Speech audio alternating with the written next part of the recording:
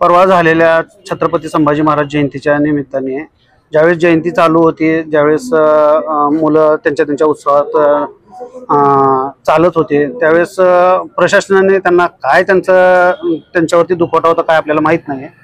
त्यांनी केलेली ही गोष्ट एकदम चुकीची केलेली आहे। त्यांनी एक तर पहिल्यांदा येऊन डॉल्बी फोडला, डॉल्बी फोडून परत नंतर कार्यकर्त्यांनी म्हणले आम्हाला डॉल्बी का फोडला, आम्हाला मिरवणूक का काढत म्हणून त्यांनी मूर्ती घेऊन खाली ठेवून ते बसले असताना, उपोषणात बसले असताना त्यांना पुन्हा नंतर येऊन शिवीगाळ करून लाठीचार करणं हे खूप निंदनीय आहे गोष्ट। आणि इथून पुढे हे आता पहिल्यांदा आम्ही फक्त सांगत आहोत, इथून पुढे जर आमच्या छत्रपती महाराज असो किंवा बाबासाहेब आंबेडकर असो किंवा महात्मा फुले असो ह्यांच्या कुणाच्याही जयंतीत जर कुठलीही असो, असं आम्ही फक्त आमचे महाराज किंवा छत्रपती महाराज हे फक्त मराठ्याचे असं काही नाही, सकल हिंदू समाजाचे छत्रपती संभाजी महाराज आहेत, छत्रपती शिवाजी महाराज आहेत, बाबासाहेब आहेत, महात्मा फुले आहेत, हे सर्वांचे जयंती हे सगळे उत्साहानं करत आहेत। जर तुम्ही त्यात जर कोणी गालबोट लागत असाल तर हे निंदनीय गोष्ट आहे।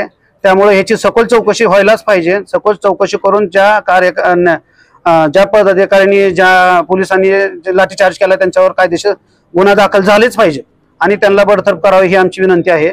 आणि जर नाही झाले तर परत आम्ही आणखीन आमचं हे फक्त निवेदन दिलं आहे। ह्याच्यानंतर आमच्या पद्धतीनं आणखीन एक उपोषण परत नंतर आणखीन पुढच्या स्टाईल आम्ही करत राहू।